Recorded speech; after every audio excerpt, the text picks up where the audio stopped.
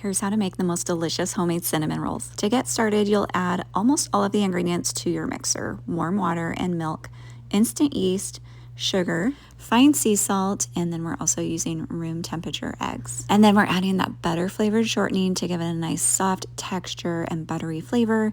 And then add your soft butter and potato flakes. Next, you'll add in about half of the flour. Mix this on low speed until all of the ingredients are incorporated and the mixture is nice and smooth. Next, you can go ahead and start incorporating the remainder of the flour. Add about a half a cup of flour at a time, and once you are almost done adding your flour, you can stop your mixer and lightly tap on that dough with your finger. It should feel soft but not wet. At this point, you'll have a shaggy dough that doesn't really hold together, but it will improve as you knead it over the next 10 to 15 minutes. Now your dough should definitely not feel wet or excessively sticky. You can go ahead and take a portion of your dough and kind of stretch it apart and see how the gluten has formed. This is looking great. Transfer it to a large bowl. I spray mine with non-stick spray. Now you can see that my dough is a little bit sticky, and that's definitely okay. It's going to improve in texture as it rises for its first rise, or what we also call bulk fermentation. It'll take about 90 minutes to double in size. Now it's time to roll it out. Flour your work surface and pour your deflated dough onto the floured countertop. And I like to flour all sides of my dough, turn it over, flip it, and flour again. This just makes it easier to handle. Scale your dough according to the size that you need. We're going to be rolling out 1 dozen cinnamon rolls with this piece of dough. I like to pre-shape my dough like this before I roll it into a rectangle. It just makes it easier. Using a rolling pin, go ahead and roll out your cinnamon rolls. This dough should be nice and soft and easy to work with.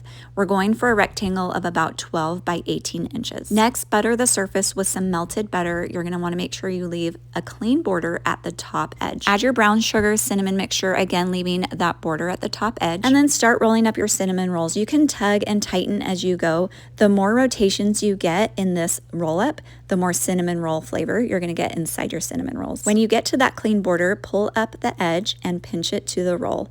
You want to make sure that this seam is nice and sealed shut. And if you need to, you can kind of distribute the dough to make sure that it's all even across the whole roll. I like to use dental floss to cut my cinnamon rolls. I'll make a mark exactly where I'm going to make all of my cuts. So first I will separate it into fourths, and then I'll separate each one of those fourths into thirds, yielding 12 equal size cinnamon rolls. Slide the floss underneath the roll, pull up the sides, and then cross them over and give it a tug. It makes a nice clean cut every single time. Place all of your cut cinnamon rolls onto your baking sheet about an inch apart, and then cover the pan with some plastic wrap. These are going to rise until they're nice and puffy. It's only going to take about 45 minutes. And towards the end of that final proof, you should be preheating your oven.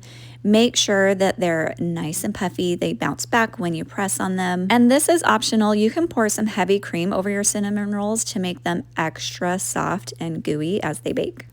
Bake until nice and golden. You can ice these while they're still a little bit warm, and that cream cheese icing will kind of melt into all the cracks and crevices of your cinnamon rolls. I would give it at least 20 minutes before you add the icing to your warm cinnamon rolls. Definitely enjoy them fresh out of the oven. They are so soft, so fluffy, so decadent. You're gonna love these homemade cinnamon rolls.